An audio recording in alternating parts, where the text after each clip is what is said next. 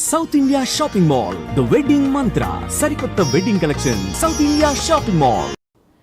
అక్కడి నుంచి పోతున్న వాటర్లో కొంతమంది ప్రమాదవశాత్తు కొంతమంది ఏదైనా క్రైమ్ చేసి మనుషులను అందుపడేయడము, అవి కొట్టుకుంటూ రావడము, ఆ వేలో ఎన్ రూట్లో ఉన్నటువంటి అన్ని రాపూర్ కానివ్వండి, తర్వాత వచ్చే పోలీస్ స్టేషన్ పరిధులన్నీ కూడా పెన్షన్ కూడా మీకే వస్తుందా? పెంచల్కోన అనేది అది సపరేట్ సార్, నెల్లూరు జిల్లాలో ఉండేది.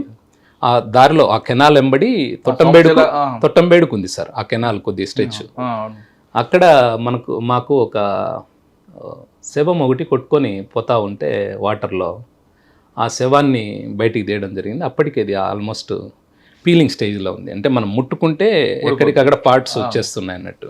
అప్పటికి చేపలు అవి ముళ్ళులు ఇవన్నీ అంటే వాటర్లో కంపలు ఇవన్నీ ఉంటాయి కదా, అవన్నీ తగులుకోవడం వల్ల కొద్దిగా డ్యామేజ్ అయ్యి అంతా ఉందన్నట్టు. అది మనకు గ్రామస్తులు చూసి ఒక శవం ఏదో ఒక చెట్టును తగులుకొని ఉంది అనడంతో జాగ్రత్తగా అంటే అక్కడికే డాక్టర్లు నందు రిక్విజేషన్ ఇచ్చి అక్కడనే పోస్ట్ మార్టం చేయడం జరిగింది. జరిగిన తర్వాత కొద్ది రోజులు పోస్ట్ మార్టంలో మనకి స్టాబ్ ఇంజరీస్ ఉన్నట్టుగా వచ్చింది. అది మేల్ ఫీమేల్ అండి? Male body sir.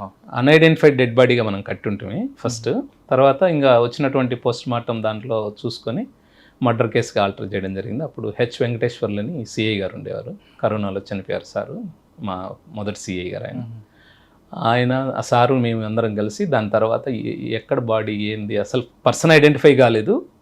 మరోవరు మనకి ఎక్కడి నుంచి వచ్చింది తెలియలేదు సార్. మనకు చాలా తక్కువ ఆధారాలు మాత్రమే ఉన్నాయి. అంటే అతను వేసుకున్నటువంటి షర్టు ప్యాంటు అవి మాత్రమే ఉన్నాయి. అవంతా డ్రై చేసి బాగా అంతా, ఎందుకంటే బాగా డీకంపోజిషన్ స్థితిలో ఉంది కాబట్టి వాటి ద్వారా డైలీ కానిస్టేబుల్ని పంపేవాళ్ళం మేము.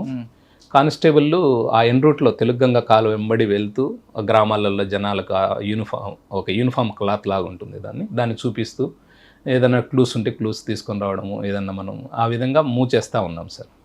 ఒక ఫైన్ డే మేము రాపూర్కి రీచ్ అయింది మా టీము. రాపూర్కి పోయిన తర్వాత సార్ ఎం అనే సింబల్ ఉంది సార్ షర్ట్కి. ఎం అనే సింబల్ తోటి ఉండే ఇద్దరు టైలర్లు ఉన్నారు సార్ ఇక్కడ. ఎం అని సింబల్ వేసేవాళ్ళు. ఒకరు మూన్ టైలరు, ఇంకొకరు మురళీకృష్ణ టైలర్ అని చెప్పారు. సో వాళ్ళిద్దరి దగ్గరికి ఫోన్లోనే టచ్లో ఉండి వీళ్ళ దగ్గర ఇవ్వమంటే మూన్ టైలర్ మాది కాదని చెప్పాడు. దాంట్లో ఉన్న మురళీకృష్ణ టైలర్ ఈ యూనిఫామ్ నేనే స్టిచ్ చేశాను, ఆ పర్సన్ కొద్దిగా డీటెయిల్స్ ఇచ్చారు. దాని తర్వాత దాన్ని ట్రాక్ చేయడం జరిగింది. అప్పటికి వాళ్ళు నెల్లూరులో కంప్లైంట్ కూడా ఇచ్చున్నారు, ఈ పర్సన్ మిస్ అయ్యాడని. వాళ్ళ విలేజ్కి వెళ్ళి ఇవన్నీ చూపించి ఇది మీ బ్రదర్దే అంటే వాళ్ళ బ్రదర్ నమ్మడు. మా వాడు అంటే యాక్సెప్ట్ చేయలేకపోయారు. మా వాడు చనిపోలేదు, మా వాడు మిస్ అయ్యాడు, కంప్లైంట్ ఇచ్చాము, మేము వేరే దగ్గర కూడా మూఢనమ్మకాలు చూపించాము, మా వాడు ఉన్నాడు బతికే అని చెప్పి అతను కొట్టిపాడేస్తాడు. ఎంత కన్విన్స్ చేయడానికి కూడా ట్రై చేసినా వినలేదు. తర్వాత మాకు ఆ షర్ట్ జేబులో ఒక చిన్న తాళం చెవి ఉన్నింది సార్, కీ ఉన్నింది. సరే మీ తమ్ముడు ఏం పని చేస్తాడంటే బాలాజీ మొబైల్స్లో ఒక సెల్ ఫోన్స్ రిపేర్ చేసి అబ్బాయి, నర్తకి థియేటర్ ఎదురుగా ఒక బాలాజీ మొబైల్స్ అని ఒకటి ఉంటుంది నెల్లూరులో. సరే ఆఫీస్లో ఉన్నటువంటి డ్రాగ్ సంబంధించిన కీసా, ఒకవేళ ఓపెన్ అయితే అన్న ఇతను వాళ్ళ బ్రదర్ యాక్సెప్ట్ చేస్తాడని వాళ్ళ బ్రదర్ని పెట్టుకొని పోయి అక్కడ ట్రై చేస్తే అక్కడ కాలేదు సార్. తర్వాత అక్కడ ఉన్న మేనేజర్ని అడిగితే ఈ అబ్బాయి ఎక్కడ ఉంటాడు ఏమంటే వాళ్ళు ఒక ఇల్లు చూపించారు. ఆ ఇంటికి ఉన్నటువంటి తాళము మా చేతిలో ఉన్నటువంటి కీ ఒకే కీ. దాన్ని చూస్తానంటే ఒక చల్లగా ఒక బ్రీజ్ వచ్చేసింది, ఐడెంటిఫై అయింది అని. దాన్ని ఓపెన్ చేస్తానంటే ఓపెన్ అయింది. అప్పుడు వాళ్ళ బ్రదరు మా ఓడేలాగే ఉంది అంటే కనుక్కోవడానికి కూడా వీలు లేని విధంగా శవం ఉండడం వల్ల అది జరిగింది. తర్వాత ఇతను ఎందుకు చంపారు, ఎందుకు చనిపోయి ఇంట్లోకి వెళ్ళారా? ఇంట్లోకి వెళ్ళాము. అతనితో పాటు ఇంకొక రూమ్మేట్ ఉన్నాడు సార్. అతను విచారిస్తే కూడా ఇది ఒక కీ నా దగ్గర, ఒక కీ అతని దగ్గర ఉంది సార్. అతని పేరు నాగరాజు, మొబైల్ షాప్లో పనిచేస్తాడు, అతను రిపేర్ చేస్తాడు సెల్ ఫోన్స్ అని చెప్తాడు. సరే ఇంకా ఈ అబ్బాయి వాడే మొబైల్స్ ఏమున్నాయని అప్పట్లో CDRs అంతా పెట్టుకొని కాల్ డాటా అంతా, లాస్ట్ కాల్ ఎక్కడ ఎండ్ అయింది, ఎవరితో మాట్లాడాడు, లాస్ట్ కాల్స్ ఇవన్నీ మాట్లాడాము. దాని తర్వాత ఒక ఇద్దరిని ఐడెంటిఫై చేసి అతన్ని చంపి కారులో తీసుకుని వచ్చి రాపూర్ దగ్గర వాటర్లో విసురుతారు. అది ఒక 7 days తర్వాత మా దగ్గరికి నీళ్ళల్లో కొట్టుకుంటా వస్తుంది సార్. ఎందుకు చంపారండి సార్? వాళ్ళిద్దరూ బాగా ఫైనాన్షియల్ ప్రాబ్లమ్స్లో ఉంటారు. వాళ్ళలో చంపిన వ్యక్తిలో ఒక అతను ఏమవుతాడంటే వీళ్ళ దగ్గర పని చేస్తుంటాడు సార్. ఇతను ఏదైతే రాపూర్ దగ్గర విలేజ్ ఉన్నదో ఈ నాగరాజు అనేటువంటి మృతుడు, అతను చిన్నగా ఉన్నప్పుడు ఒక 9th క్లాస్ డ్రాప్అవుట్ స్టూడెంట్ ఒక పిల్లోడు వచ్చి వీళ్ళ దగ్గర పని చేస్తూ ట్రాక్టర్ పని అని చేస్తూ ఉంటాడు సార్. తర్వాత కాలంలో వాడు డిఆర్ ఉత్తమ్ అని మనకు పెద్ద హోటల్ ఉంది సార్ నెల్లూరులో, అక్కడ వ్యాలెట్ పార్కింగ్ చేసుకుంటూ డ్రైవింగ్ అందిపోతూ ఉంటాడు. ఈ క్రమంలో బాగా అప్పుల పాలైపోతాడు. అదే హోటల్లో సెక్యూరిటీగా పనిచేస్తున్నటువంటి ఒక సెక్యూరిటీ ఇన్ఛార్జ్ కొడుకు ఒక అబ్బాయి పరిచయం అయ్యి ఈ చెడు వ్యసనాలతో అప్పుల పాలైపోయి ఒకరికి ఫైనాన్స్ తీసుకొని వాళ్ళకి డబ్బులు చెల్లించే క్రమంలో డబ్బులు లేక ఇబ్బంది పడుతూ ఉంటారు. ఆ టైంలోనే ఈ నాగరాజ్ అనే అతను చిన్నప్పుడు ఎవరైతే వాళ్ళ ఇంట్లో పనిచేసిన అబ్బాయి పరిచయం అవుతారు.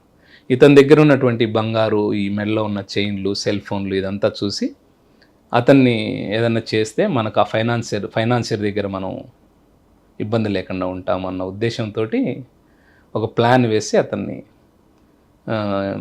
తీసుకెళ్ళి రూమ్లో మందు తాపిన తర్వాత అనుకున్నట్టుగా చంపేసి దాన్ని అంతా కూడా నీట్గా తీసి కారులో పెట్టి ఆ కారును కూడా ఎయిర్పోర్ట్కి బాడీకి పోతున్నామని ఒక కొబ్బరి బొండాల షాప్ అతను అతని దగ్గర కారును తీసుకొని పాపం ఆ కారులో దాన్ని వేసుకొని వర్షం పడుతూ ఉంటుంది, వస్తారు రాపూర్ సైడ్ ఫారెస్ట్లో పడేయాలన్న ఉద్దేశంతో. ఫారెస్ట్ వాళ్ళు ఉండడంతో యూనిఫామ్లో పోలీసులని భయపడి గూడూరు రోడ్లో పోతూ ఉంటే మనకు తెలుగంగ కెనాల్ కింద పోతుంటుంది, అక్కడ నుంచి ఇసురుతారు. ఒక 7 days తర్వాత మన తొట్టంబేడు పరిధిలో ఉన్నటువంటి తంగెళ్ళపాలెం అనే గ్రామం దగ్గరికి వచ్చి దాన్ని పట్టుకోవడం జరిగింది. సో అది నా ఎస్ఐ కెరీర్లో ఫస్ట్ కేసు. అంటే ఒక గుర్తు పట్టడానికి వీలైనటువంటి ఒక శవాన్ని కనుగొనడం, దాని వెనక ఎవరున్నారనే దాన్ని అంతా కూడా ఫైండ్ అవుట్ చేయడం. సాధారణంగా నాలలో కొట్టుకొచ్చిన శవం, చెరువులో కొట్టుకొచ్చిన శవం, చెరువులో తేలిన శవం, నదిలో కొట్టుకున్న శవం. సార్ మీ ఆఫీసర్లు కొంతమంది చూసారంటే సార్ ఏం చేస్తారంటే, మీరు ఆఫీసర్లు కాదు, మీరు సబార్డినేట్స్ కానీ సార్ ఇది మన కాదు ఎక్కడి నుంచి వచ్చిందని కొంచెం ముందు పంపిస్తారు, కానీ మీరెందుకు అది లాగి దాన్ని పుట్టుబోరదలకు వెళ్ళాల్సి వచ్చింది? అంటే ప్యాషనా? సార్ అంటే మనకు వేరే ఇప్పుడు గ్రామస్తులు చూసిన తర్వాత మనం అలాంటి పనులు చేయడం లేదు, దాన్ని పంపించడం లాంటివి చేస్తే అది చెడ్డ పేరు వస్తుంది సార్. అలాంటిది వాళ్ళు చూసినా చూడకపోయినా ఎవరైనా చేయాల్సిందే సార్. ఇది మోరోవర్ ఏంటంటే ఈ తెలుగంగ కెనాల్ ఏదైతే ఉందో చెన్నైకి పోయే టైంలో సత్యవేడు అనే ఒక ప్రాంతం దగ్గర ఒక మెష్ లాగా ఉంటుంది సార్, అక్కడ పోదు సార్, ఇంకా ఆడ అడ్డుపడతాయి. సో ఇలా మిస్ అయిన కేసులు, యాక్సిడెంటల్గా పడినోళ్ళు లేదా ఏదైనా క్రైమ్లో ఇన్వాల్వ్ అయిన మెజారిటీ కేసులు సత్యవేడు పోలీసులకు ఒక పెద్ద ప్రాబ్లం. అది ఛాలెంజ్ వాళ్ళకి పాపము దాన్ని ఐడెంటిఫై చేయడం కానీ దాన్ని తీసి అదంతా చేయాలంటే చాలా ఇష్యూస్ ఉంటాయి. అంటే ఆంధ్ర దాటి అయితే పోదు సార్. సో మీరు అన్నది కొన్ని సందర్భాల్లో జరగచ్చు, కానీ మనకు అవసరం లేదు. డెడ్ బాడీని తీసుకొచ్చి ఆయన అరెస్ట్ చేసే వరకు ఎన్ని రోజులు పట్టింది? ఒక మనకు మొబైల్ డేటా అందు ఇప్పుడు ఉన్నంత ఫాస్ట్గా వచ్చేది కాదు సార్, దానికి ఒక 3 days పట్టి ఉంటుంది. అరౌండ్ ఒక 12 రోజులలో కంప్లీట్ చేశాం సార్.